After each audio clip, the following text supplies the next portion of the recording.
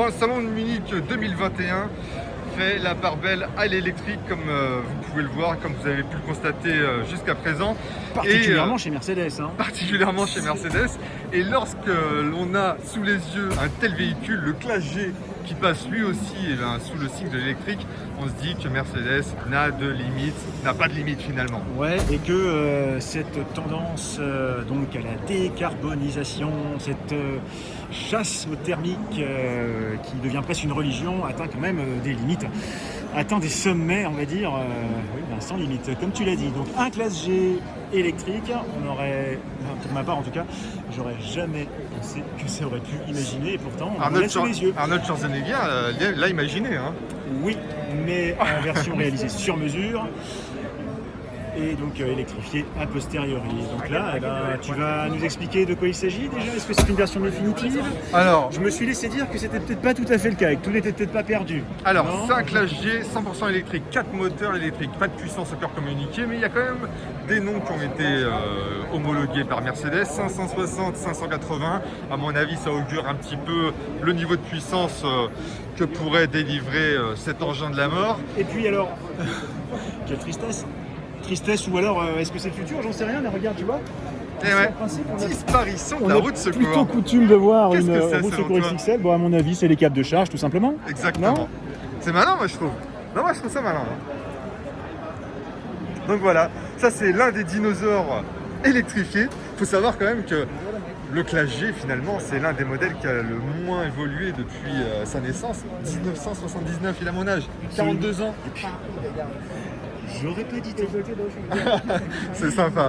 Bref, voilà. Lui non plus, il fait pas son âge, encore que, ce qu'on peut dire, généralement sur un véhicule électrique, on s'attend à avoir une aérodynamique particulièrement travaillée. Là, non, c'est toujours les mêmes contours de boîte à chaussures avec les charnières apparentes et tout. Moi, personnellement, j'adore, évidemment. Oui, alors il faut aussi noter que le Classe G a été entièrement renouvelé. C'est une toute nouvelle génération, lancée en 2018 au salon de Los Angeles, qu'on a sous les yeux. Et donc, on s'est dit, bon, il évolue, mais il reste quand même très rustique. Il conserve quand même des motorisations dignes de ce nom sur le capot. Les charnières apparentes. Voilà.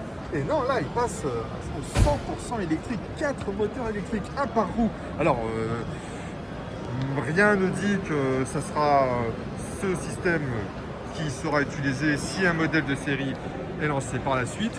Mais c'est quand même assez intéressant. Et pas forcément non plus avec cette calandre. J'espère pas. Qui fait sensation dans certains pays, sur certains marchés. On adore ce genre de choses. Mais justement, c'est un marché qui adore précisément. Tu veux montrer d'autres choses? Ce qui claque et ce qui crépite. Eh bien, tiens. Une EQS. Voilà, une EQS AMG peut-être, mais non, continue un peu plus loin. On a mieux. Continue encore, on a mieux.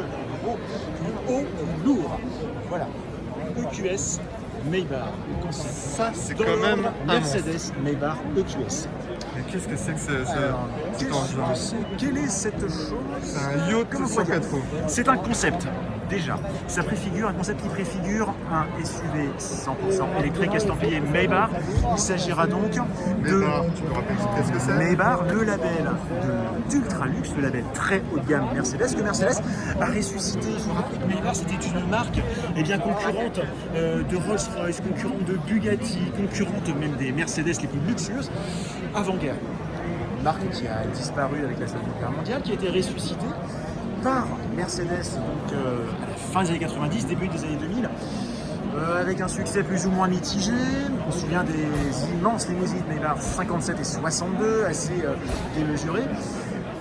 Le label ensuite a été réintégré à Mercedes, appliqué donc aux versions sommet de gamme de la classe S, et aujourd'hui, il réapparaît sur ce mastodonte chaussé de jantes de 24 pouces, oui, effectivement, jantes quasiment pleines, puisqu'évidemment, comme on disait, l'aérodynamique, quand on parle d'électrique, c'est primordial. Alors, si on prend un peu de recul, on peut quand même remarquer que les contours sont assez fluides, assez élancés.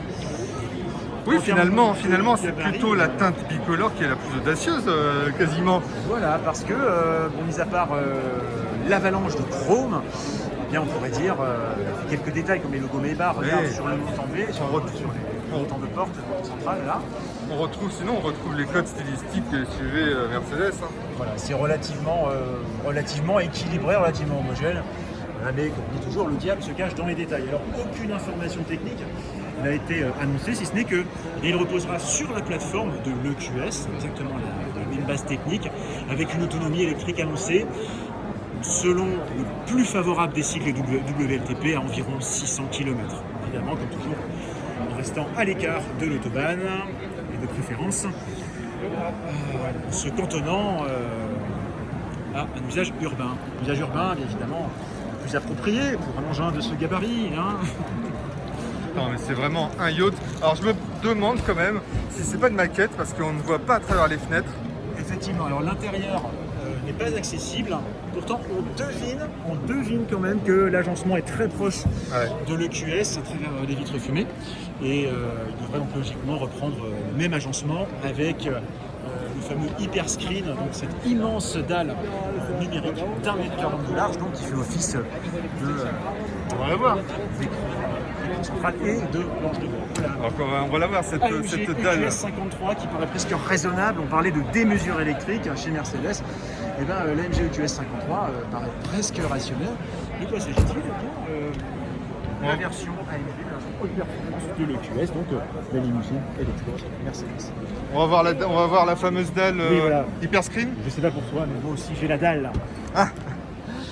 Hop, excusez-moi, on va juste s'immiscer un petit peu. Voilà, désolé, c'est difficile de se faire une place sur le salon de Munich. Vous voyez cette dalle, 141 cm de large. C'est gigantesque, c'est la plus grande du marché. On va manger? Moi j'ai la dalle.